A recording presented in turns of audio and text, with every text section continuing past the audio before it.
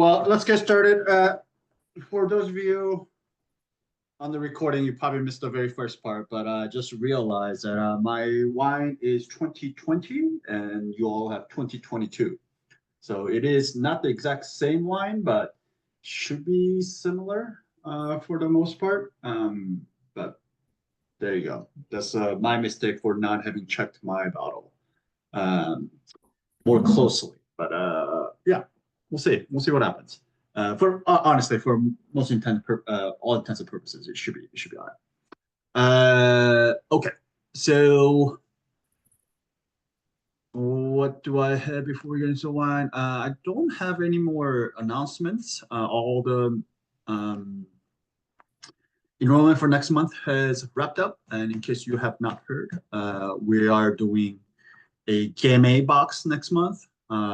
I'm calling it a game box really, but it's like a horizontal. It might as well be called a soil box, because it's a horizontal tasting of game grown in different soil types, 4 different soil types from different regions. So I'm just using game as a vehicle, but really this is more about kind of regional typicity as well as like what soil type does to the grape.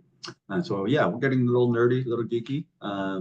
And also, for those of you who are doing Boj box, this would be a good supplemental box to that, just to see what other style of game exists out in the world, as well as for those of you who have not participated in Boj box, this would be a good preview. And maybe you will join next year. Nudge, nudge, hint, hint, wink, wink. You know, you get the point. All right. I don't really have any other announcement besides that. We are, as we all know, we are donating 1% of gross revenue to an organization each month. And this month, I have chosen Washington Youth Garden. So if you want to check out what they do, want to donate alongside 6 for Wine Cup, the link is right there. Any questions about what's to come, what's happening? Also, yeah, those of you who participate in Hits from the Past, all your wines will be distributed with your monthly box next month, which also means for your wine captains, there's quite a bit of wine for you to pick up this month. So, Julie, I'm looking at you. I'll send it out. It's not huge. It's not as bad as the Boj box month. You guys picked up a lot of wines for Boj box, but yeah, there's more wine than you normally get in a month. So there's that. Yeah, any questions? Cool. Hearing none, let's get into the wine. We're tasting 2020. Oh, well, I mentioned this at the beginning of the recording, but if you're just joining us now, I have a 2020 bottle, but you all have 2022. So we're tasting 2 different vintages. Maybe this will be interesting and exciting to see what the differences are between the 2. But it should be what you have should be 2022 Cara Valle Calingasta Tinto, and I have 2020 bottling of that. Yeah, let's look at the map. Sorry, mouse is not working, of course.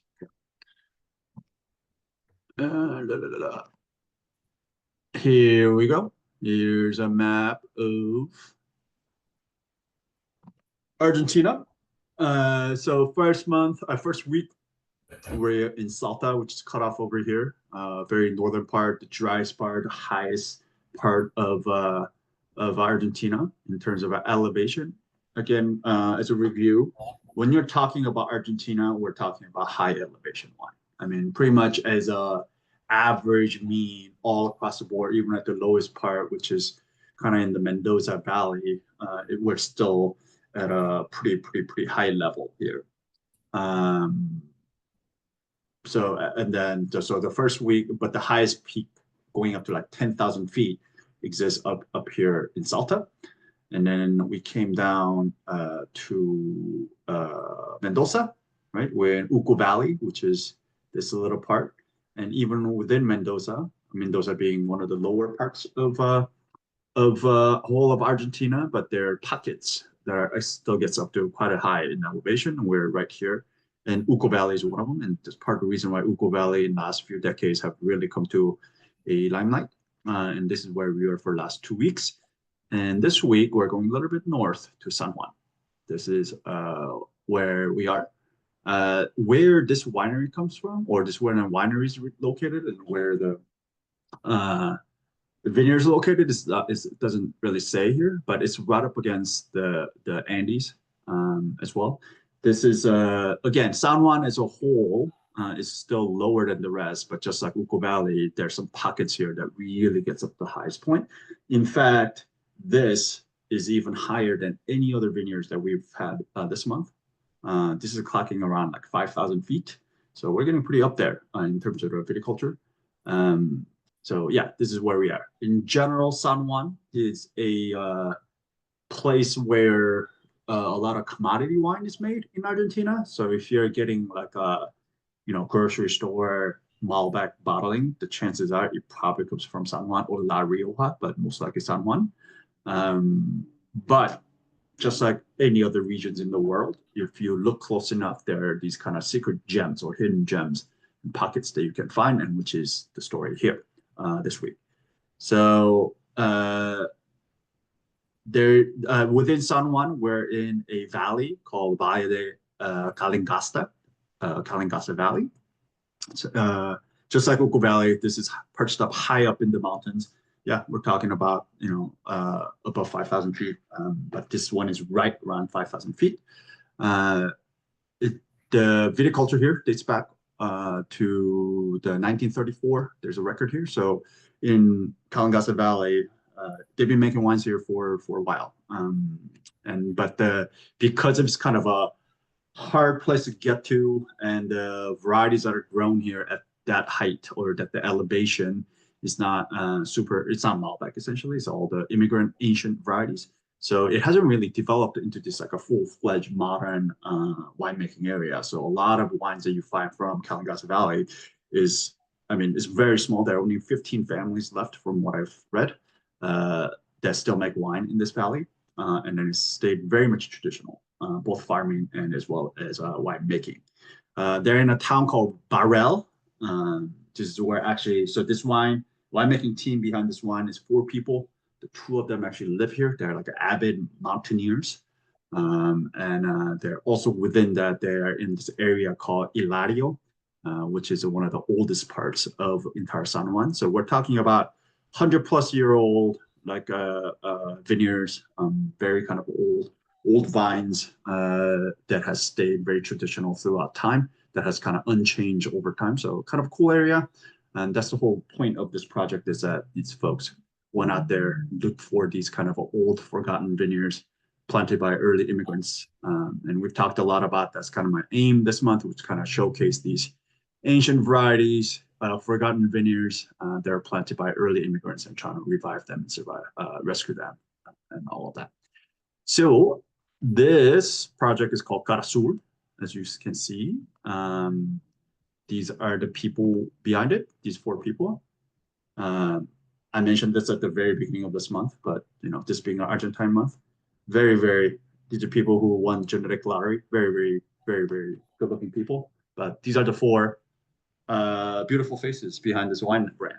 And you may recognize these 2 on the right. This is Sebastian Zuccardi, and this is Marcella Manini, which are the 2 of the winemakers from Alma 4, which is the Pinot Noir sparkling that we had.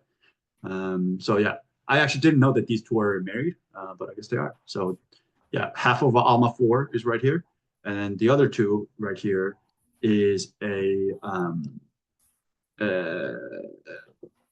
sorry, what is it? Oh yeah, Nuria Gargualo is her name, and then this is Pancho Brigallo. So Pancho and Nuria actually live in Barriel, and they're the one who lives in Calingasta Valley. These 2, Pancho and Sebastian, met in Mendoza. Sebastian was in enology school, and Pancho was studying agronomy. And then they became friends, just talking about different farming methods, and then more sustainable ways of growing grapes and different things. And that's how they became to know each other. But in 2011, they decided to venture out to these again, vineyards that are forgotten, that were kind of underrated, and then they landed on Calingasta Valley. They together, four of them, they work 10 hectares total spread across four different vineyards, planted to Moscatel, Moscatel Negro, Bonarda, and Criolla Chica, which is Pais or Listan Prieto in Canary Islands. We've had Pais wines on 6 Foot Wine Club before. So yeah, working with a very much of like an old traditional grapes that have been here since the immigrants, very first wave of immigration came. They farm fully organically, or they prefer to call it "quote unquote" traditional, which means no chemicals in the field. And to be honest, you know, working in Calingasta Valley, this area is very, very dry. Argentina as a whole, particularly this, you know, unless you're going to Patagonia, but up, it's very, very dry place. So they don't really face much pressure from insects or fungi. So pretty easy. I wouldn't say easy, but easier place to farm organically. And then they only use compost to improve their permeability of the soil and permeability of their soil. And then they add some minerals from the nearby valley to add some nutrients, micronutrients, which I've never heard anybody doing. But yeah, so that's about the only thing they do in the field. There's nothing being added. Very much of a garagiste winery. This is actually taken in their winery, and this is about the size of it. This is their home garage next to this couple, their Pancho and Ria's home. So very, very small. I think I have another picture of their winery. By the way, this, and you can see it on the label as well. The Cara Sur is literally in Spanish means south face. This is a mountain that this thing is the label is inspired from. And then that red line is actually the path to get up to that top. The peak of this mountain is called Cerro Mercederio. Mercederio. And apparently it's one of the highest peaks in all of Argentina. And Pancho and Nuria are actually avid mountaineers, and that's why they live out here. And such avid mountaineers that Pancho actually had near-death experience on this exact path that you see in this red line going up to this peak. And apparently he only has 8 toes because 2 of them, he lost them to frostbite. So yeah, just in case you're wondering, that's where this name as well as this red line and all that comes from. That 1500 in the front and the label, the MSNM, that's just 1500 meters above sea level. Average sea level is what that means. Let's see. Here you go. Yeah, here's another picture of them working in the winery. It's tiny. I mean, it's a very, very small winery. Here's another one. Yeah. Let's see. So I might as well show you some of these wines. These varieties are here in this area. They're grown in this training system called Valle. I've never even heard this either, but apparently it looks like this. I mean, this looks gnarly. These are like 80-year-old vines. They're essentially kind of like trained along these wires that go along the kind of the ceiling, so it creates this canopy. The idea is that you create a shade for the fruit, so you're not burnt from this like really high exposure of UV. Them being so high up in the mountains, the UV exposure here is real. So they're trying to protect the grape berries from the burning UV burns, the sunburns essentially.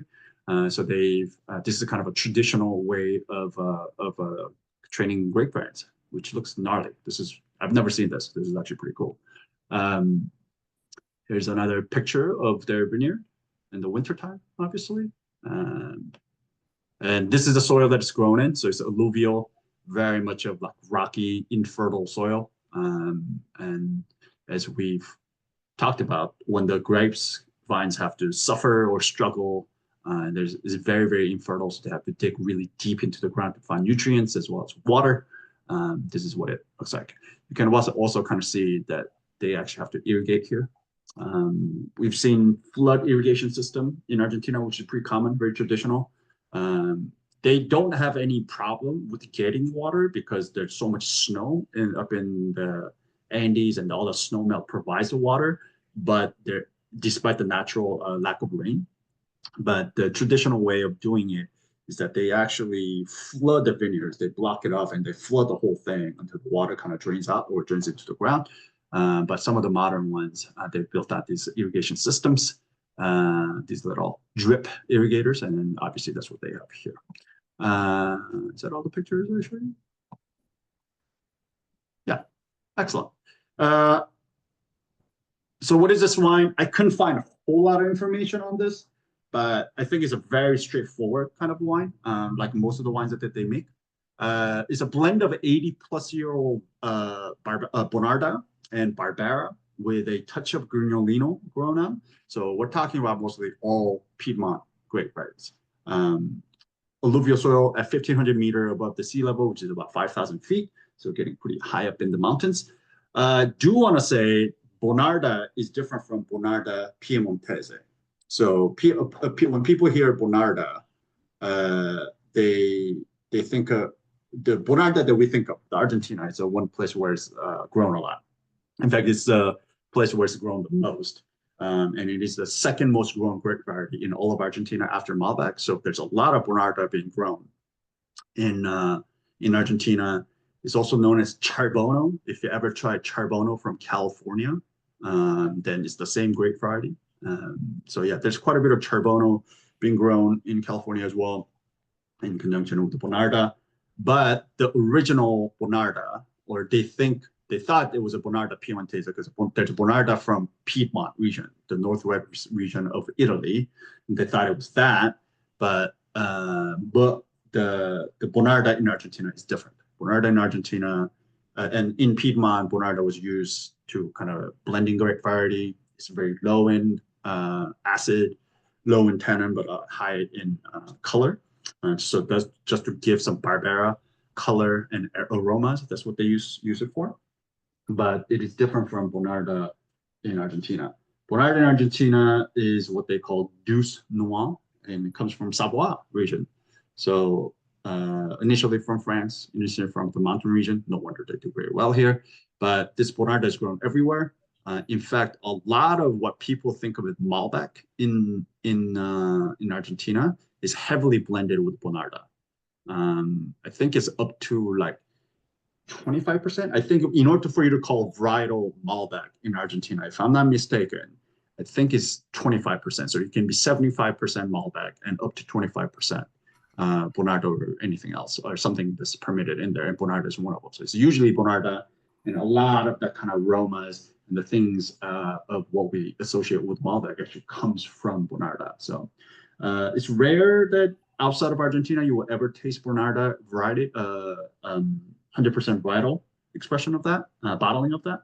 But here in Argentina, you can find it, and even in Argentina here, you rarely find Bonarda on its own. But here, in particularly in this bottle, that you get about like 80% of this is Bonarda. So you get some expression of that. Very similar. It's kind of like if you are into Malbec. The part of the reason I threw this in here in this month's box, not only is historical, it's idea of somebody going out there seeking these forgotten vineyards and varieties and all of that, but I want to show that there's different option to Malbec, even if your palate, your preference for wine is these kind of big, full-bodied, ripe character wines.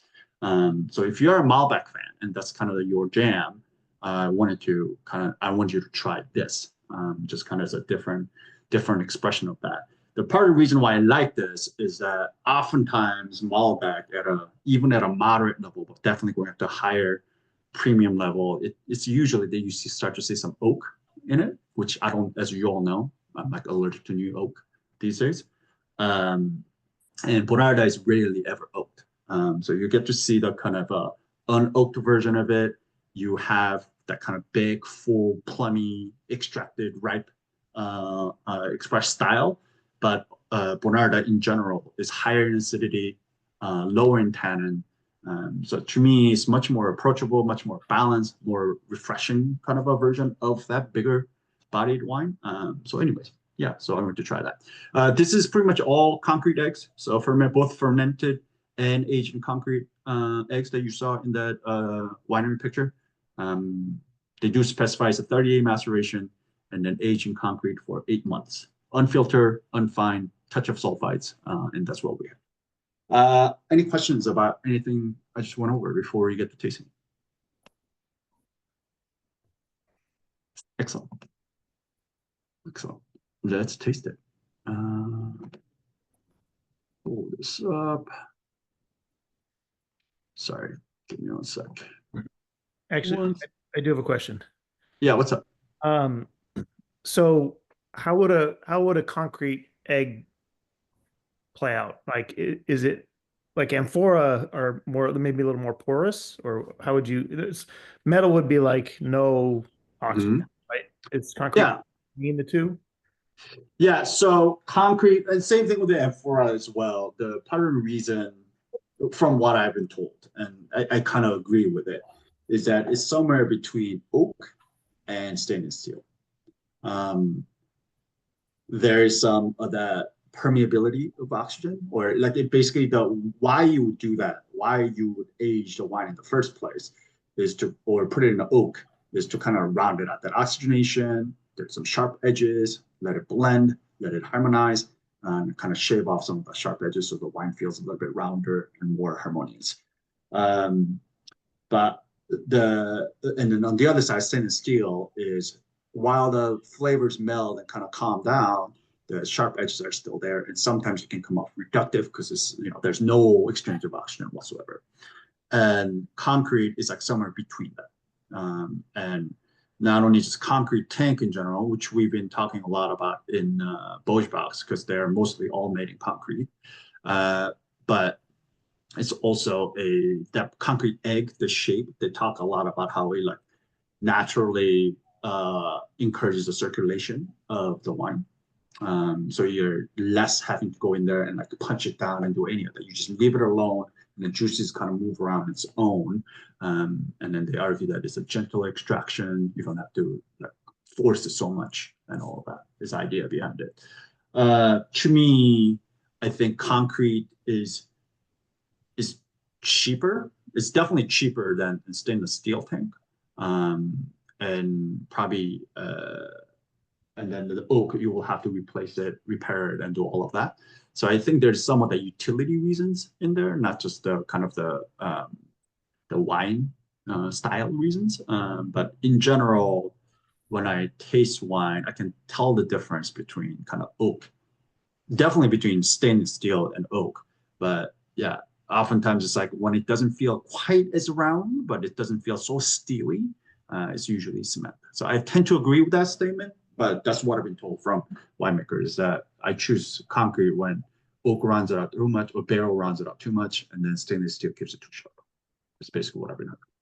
And then would an amphora treat the wine a lot like the concrete? Similar, yeah. From what I've heard, amphora, but these days, like I mean, you can do even the concrete eggs comes with a like a lining inside with a temperature control element to it and whatnot. So the thing about amphora that I particularly also like is that it's buried in the ground, which makes the temperature fluctuation much less. It's a lot more constant. But with the concrete eggs being at an ambient temperature, but also having a temperature control element built into it, like they can mimic that. So there's that too. But in terms of, yes, permeability and all of that is similar. Yeah. At least from what I've been told. Yeah. Any other questions? Excellent. Let's taste the wine.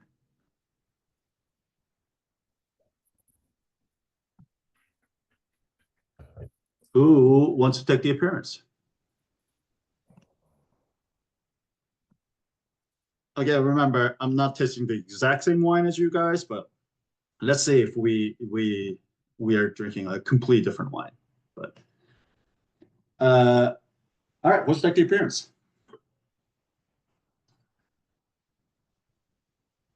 Come on. Someone. I'll take it. All right, excellent. Thank you, Sara. Doing it because I have terrible lighting.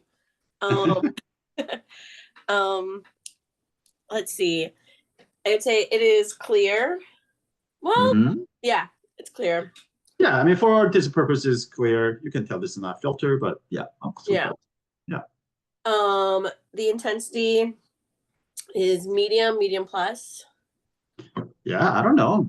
I'm not gonna call mine deep. I don't know how everybody else feels, but I can't see anything behind it. It's pretty. That's such terrible lighting. Okay. I mean, I don't know. You got your wine may be a little bit more translucent because again, we're tasting different vintages. But yeah, but medium plus deep. I mean, I can't see any shit through it, like nothing. Yeah. And usually that's what Bonarda does. Bonarda is a pretty inky, pretty deep colored wine. Yeah. And I feel like it's a pretty classic ruby. It's a classic movie. Ruby color. Classic ruby. Yeah. Yeah. Absolutely. Yep. It's right on the mark. Yep. And then any other observations? No. Yep. I mean, there's quite a bit of color here, actually. I mean, kind of like, I don't know about you guys. It's not. I mean, I've definitely seen wines that are much more than this, but it kind of stains the glass. Just like how much color there is in mine. Like, I see some staining of the glass with my wine. All right, Sarah, you get to pick the next person for the notes. Let me go with Whitney and Lisa, if they're. Whitney and Lisa. We haven't done this in a while. Hello. Yeah. Hello. There they are. We weren't There they ready. are. All right. Okay, wait. What are we even doing? Sorry. You're doing nose. Nose. Sorry. Okay. Oh, okay. Should we go to the? Oh, okay. Clean or unclean? I think clean. Yeah, I'll say this one is clean. This one is sound. Intensity. Intensity. I can spell it off the glass. Definitely medium. Medium, medium plus. Well, how far off the glass? Pronounced. Yeah. I'm pretty And far it's away. like mine is like here. That's pretty far. Right? Okay. Yeah. I'm gonna call this medium plus. Medium plus. Medium plus intense aromas. Ooh. What do you got? Oh, okay. Hold on. We gotta. We have this on an iPad, so it's a little exciting. Okay. Yeah. I don't know. Like bifloral. Maybe geranium. I don't know. There's like something kind of like It's like, but it's like, spicy flower, but I don't know that it's really floral. but I feel like you're saying geranium because it's like an herbal flower. Yeah, You know, yeah, it's yeah. like, so maybe it's not like flat, like floor. It's not what this round is intended to pick up. Do you Yeah, pick I would any call it flower? super. I would call it super floral, but I get a little bit of like violet, purpley Yeah. going on here. Yeah. Okay, we're gonna zip past green, citrus, Too green, I think and citrus. stone and Nah, I don't tropical like red. stone. Okay. Lots of red. Red or black? More red and more Maybe black. more black. Yeah. Yeah, me Black. too. Yeah, this is to me. This is much mirroring the black, darker blue, black kind of a family of fruit. What do you got? Call out some fruit. Definitely like Blackberry, Sure, black cherry. sure. yeah. Like plum. Plum. Yeah.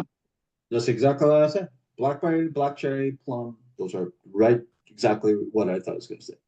How about the nature of the fruit? Is this fresh and ripe? Is it super like overripe, underripe? It's like pretty ripe. Maybe a little overripe. I don't know. Maybe I'm just mixing it up with herbal, but I get some herbal. Like I wanted to say underripe. You're probably right. Yeah. You think it's the herbal? You think it's cooked fruit plus herbal? I'm Because getting there's something confused. very like leafy. Leafy. No. I would agree with your statement that there's something savory here, but in Okay. terms of the fruit though, like to The me, fruit. it's not like the underripe. Okay. Yeah. This is like super ripe, Super right. juicy fucking plums and you know when like plums have like you've left them out for a while and they just start to shrivel? Like Mhm. it's that stage. Not like way over the top overripe, but like just when it like just starts to shrivel a little bit. Yeah, that's what I get. Like but Okay. yeah, super ripe, super juicy, like plum, cherry, blackberry, all of that for sure. All right, now this is what we're talking about. A little herbaceous, herbal, something savory, yeah? Yeah, there is something definitely in this row. Call something out. Tarragon. Do you like tarragon? Little tarragon? Okay. I agree with you. I think there's like a touch of like green herbal thing going on. I don't know if it's tarragon, thyme, oregano, rosemary. It's not that, but Hmm. there's something touch savory here for sure. I agree with you. Yeah. Okay. Any spice? Any black pepper, white pepper, stones? Be convinced, like a little pepper, but not really that much. Yeah, A little. Yeah, maybe a little. Along with that savory herbal, yeah. right? Yeah. Like a fresh To me, peppercorn. there's something savory here. I'm struggling to call it. Is it like tarragon, something herby? Is Mhm. it a little bit of spice? I'm having a hard time putting that to words right now, but Mhm. I think it's to me strikes me more as like as a touch of that green, like tarragon kind of a thing. Mhm. And then a little bit of like spice, but also in this world, a little bit of like I get a little bit of like a cocoa nibs kind of a Oh, in interesting. here. Like maybe coffee or like something, yeah, along that route. Something brown. Yeah, like a brown and savory kind of a route. So Interesting. I could see. any rocks? I get rocks specifically. Do you get rocks? Yeah, me neither. I don't get a whole lot of rocks on this thing. No. Anything else in secondary, tertiary?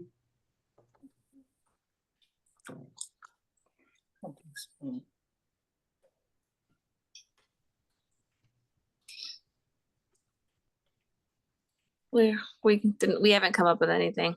No. Maybe like a Yeah, little. me neither. I think this is still very much in the primary world. I mean, this is just so much fruit. And usually that's what Bonarda is. I mean, and full disclosure, I have not had super long aged Bonarda ever in my life. But usually the Bonarda that I've had is usually right in the primary, really ripe, really fruit forward. And that's part of the reason why, like, I want to put this in front of people in case you're a Malbec fan. Like, here's something else that you could try besides Malbec coming out of Argentina, perhaps with a better acidity.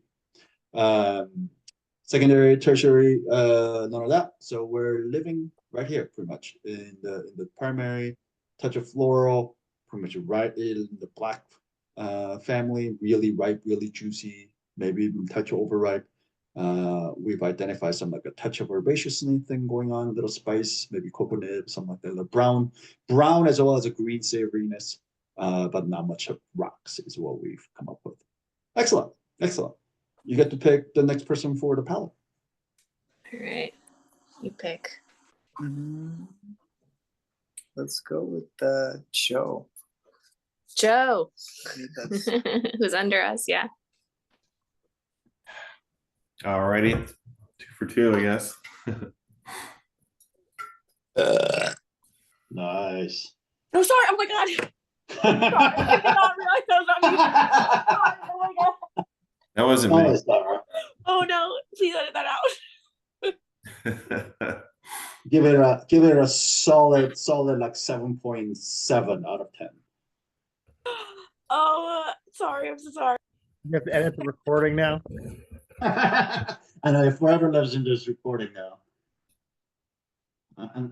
Should give it a minute and a second mark.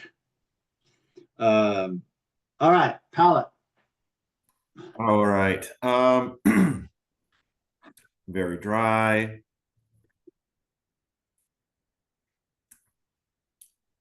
Some acidity here. I call it medium. Yeah. It's got some good tannin on it too. It's got some grip. For sure. I call this medium plus tannin and probably medium alcohol. Yeah, this is it's somewhere between medium plus tannin for me. I don't know if I'll go all the way to medium plus, but there's definitely some tannin here. You also have the 2020 you said, right? So It's also true. We may have that's some. what you got going on, man. Yeah. But definitely some elevated tannin here for sure. but good acidity, medium plus. Yeah, medium to medium plus acidity here. Alcohol. I'd call it just a medium alcohol. And What's you guys' percentage? Alcohol percentage. Yeah. 13%. Okay. So mine's 12.5, and that's honestly right under that. So you're rarely ever gonna see Bonarda beyond like 13.5. And that's another thing, right? Like you want that tannic grip, you want that fully ripe big fruit wine, but with no oak, higher acid, and lower alcohol. And to me, Bonarda is that. Like to me, those are all the reasons why I'm not a big fan of Malbec, because it's oaked. Well, not all of them, but higher end. Sometimes oaked. But even outside that, it's like higher alcohol and then lower in acidity. So to me, this is what makes sense to me for me. So yeah. Body. I'd probably call this like a medium minus. It's pretty light. How about you guys? How about everybody else? Mine is like around medium, what I have here. For a red, yeah, it's I think ours might be a little bit lighter. I agree with Joe. Okay. Yeah, mine feels like about medium here, but yeah, I'll go with the medium minus throughout that. Flavor intensity. I guess I'd go with medium plus. Yeah, Bonarda in general, I mean, it's extracted. It's never Yeah. going to be like a light. You're not gonna ignore this. It's gonna hate. Yeah, exactly. What do you got? You agree with the things that Whitney and Lisa called out? Yeah, I could see this kind of being a black fruit, like black cherry, but also a little bit of cranberry. It's kind of I call it kind of in between. I was gonna say, I don't know about you guys' wine because obviously we're tasting two different vintages. But mine, I get my fruit feels so much less ripe and brighter. I don't know if I would go all the way to calling it a red fruit, but at least on the palate than the nose. On the nose, it was squarely in the black, really ripe base, but on the palate here, my fruit character is much lighter. I guess it's hard for me on this one. It's so tart. It's a little hard to like really parse it. A bit. Okay. So you got a little bit of red fruit on the palate, but a lot of black fruit is what you get. Yeah, kind of in between. Yep. Anything else? The fruit character, the herbaceous. I could see a little bit of herbaceous, herbal stuff going on. Yeah, mine's got like a touch of that. Again, I don't know if I will tarragon, but there's something here. There's something little herbal, little brown, something savory here. That's not just fruit. What's going on? Any minerality? No, I don't think so. Not much either. For me, this is really pretty much in the fruit. Any secondary and tertiary? Nope. And then finally, the length. How long is the finish?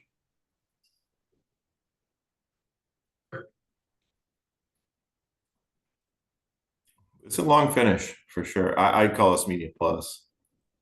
Yeah, it's got some length. Right? Yeah, definitely. I'm gonna call this a medium plus as well. All right, bring it on for us. How good is it? And would you age it? I think it's all right.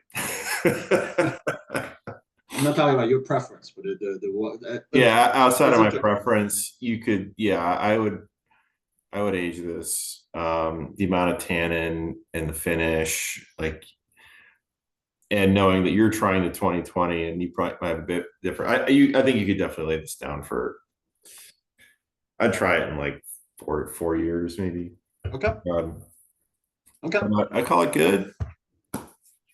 Yeah, I mean, call it what? Medium plus on the nose. So balance intensity wise, medium plus on the nose, medium plus on the palate. So good concentration. Complexity wise, pretty much all in the primary. Even that is what? Little flower or black fruit, little savory touch, not much minerality, no secondary, no tertiary. So we're talking about like medium, maybe lower end of medium. And then the length, we call it somewhere between, we call that medium plus as well. Yeah, it's a nice long finish. It's good. Yeah. Yeah. So for to take the average of all of that between the medium plus intensity, medium complexity, medium plus length. So we're landing somewhere in the medium, somewhere between medium plus. So I'm gonna be generous and call this very good. Level of aging for drinking, I agree with you, right? It's got tannin, it's got acid, decent backbone, plenty of concentration, right? Medium plus. Complexity is the only thing that we called medium, right, in our assessment. And obviously by aging it, this will become more complex. A lot of that fresh fruit will become non-fruit and all that stuff. I'd be interested in seeing how this wine ages. I mean, mine's 2020, so it's 5 years already in, still very much in the primary territory. Even at my juncture, which is 2 years older than you guys, why I will still age this another. I think it can easily go another like 3 to 5. I think it can easily go 5. But again, I've never seen aged Bonarda before, so I don't know.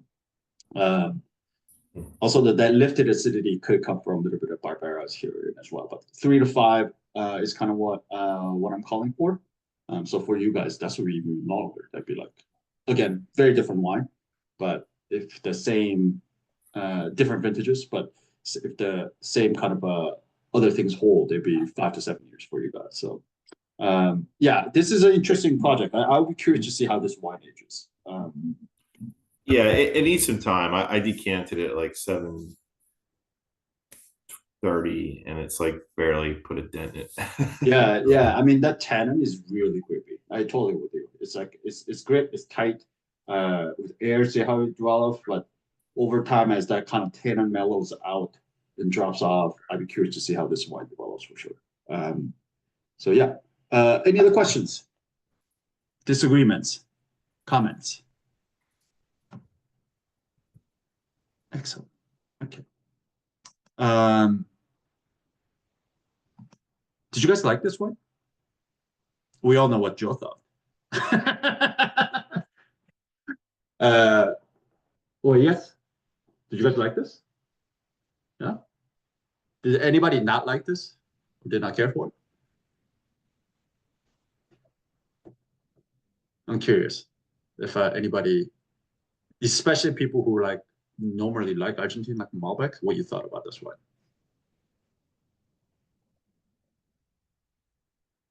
All right, no comments. All right, fine. Fine then.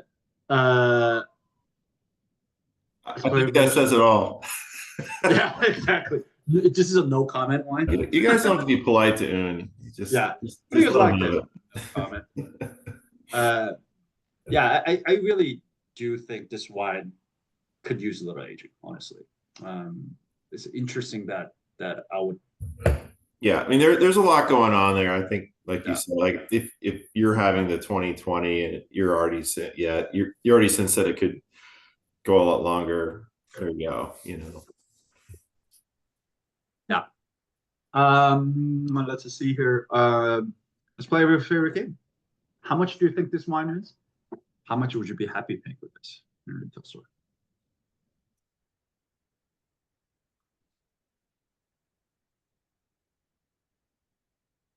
Well, okay, Joe.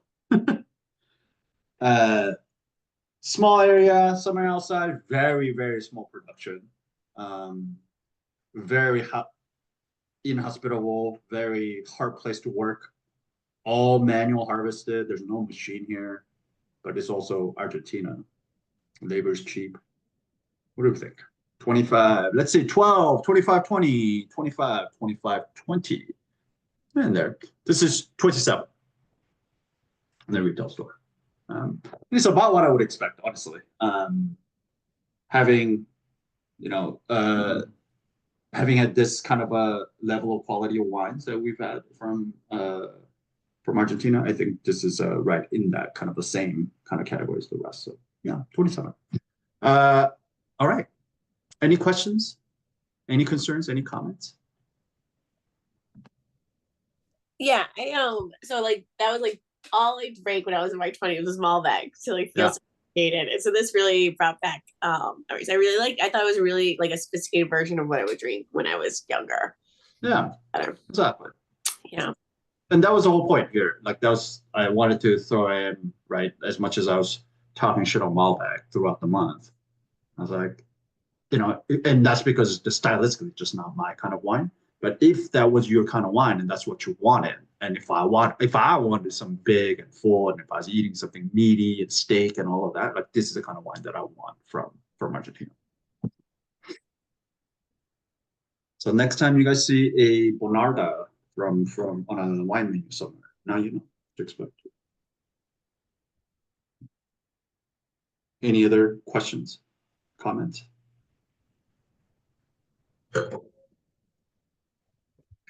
Excellent. Well, hearing none, I'm going to take off the recording. Right.